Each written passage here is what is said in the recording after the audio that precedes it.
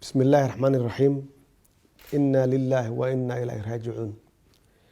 ساكي الصباح دي وحد عي قرح ميشا لو يقانو اكس كنترول آدا ودادا آدا أفقوي halkaasoo ka dhacay qarax aad iyo aad u weyn ayna ku laadeen dad fara badan oo isugu jira dad danyar oo u kala hayay nolol maalmeedkooda oo kala hayay shaqadooda si ay u quudiyaan reerkooda iyo caruur u kala hay iskuuladooda oo da'yar iyo dad badan oo aan waxba galabsan oo ka shaqeynaya wadada u dhaxeeya ex control iyo afgooye oo ka shaqeynaya wadada dhismaheeda.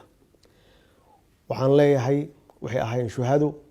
ilaahay ha u naxariisto, jannadiisa iyo naxariistiisa allah siiyo, qaraabadooda iyo ehelkooda iyo asxaabtoodana samir iyo iimaan allah ka siiyo. waqti ay ku soo beegantay waxay ahayd waqti lama filaan ah oo dadku ay u socdeen nolol maalmeedkooda. ujeedka ka dambeeyana waxay ahayd inay ummadda Soomaaliyeed ay argagax galiyaan oo ay qalbi jabiyaan oo ay ku xasuuqaan fursad kasta ay u helayaan. waxaan leeyahay ummadda Soomaaliyeed iyo dawladoodu marna lama qalbi jabin karo, marna lagama hor istaagi karo horumarka dalkan iyo dibdhiskiisa. kooxdan argagixisada ah ee shabaab waa koox u shaqeysa argagixiso caalami ah oo loogu soo diray ummadda Soomaaliyeed, dalka Soomaaliyeed iyo shacabka Soomaaliyeed inay xalaaleystaan dhiigooda, ay xasuuqaan ummadda Soomaaliyeed, ay burburiyaan wax dhismo ah. shabaab wax ma dhisaan, waxbay dumiyaan. ma dhisaan iskuulo, ma dhisaan goobo caafimaad, ma quudiyaan shacab, kama shaqeeyaan mustaqbalka caruurta Soomaaliyeed. waxay ka shaqeeyaan oo loo soo contract gareeyay oo loo howlgeliyay inay ummadda Soomaaliyeed ka hor istaagaan horumarka, inay laayaan shacabka Soomaaliyeed, inay laayaan caruurta Soomaaliyeed iyo mustaqbalka dalkan uu leeyahay.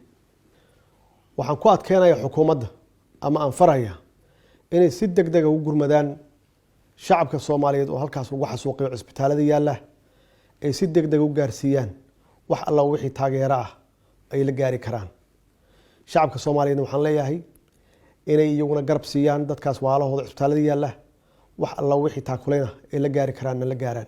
waxaan Allah uga baryayaa intii halkaas ku dhimatay maanta inuu Ilaahay jannadiisa iyo naxariistiisa siiyo, eheladoodii iyo qaraabadoodii iyo asxaabtoodana uu ka siiyay samir iyo iimaan. dhibkan maanta dhacay wuxuu noo yahay cashar joogto ah. dalku wuxuu ku jiraa dagaal. inaan u feejignaano argagixisada maalin walbaba waxa ay qorsheynayso inay tahay inay layso shacab Soomaaliyeed aysan u socon dadka u shaqeeya dawladda.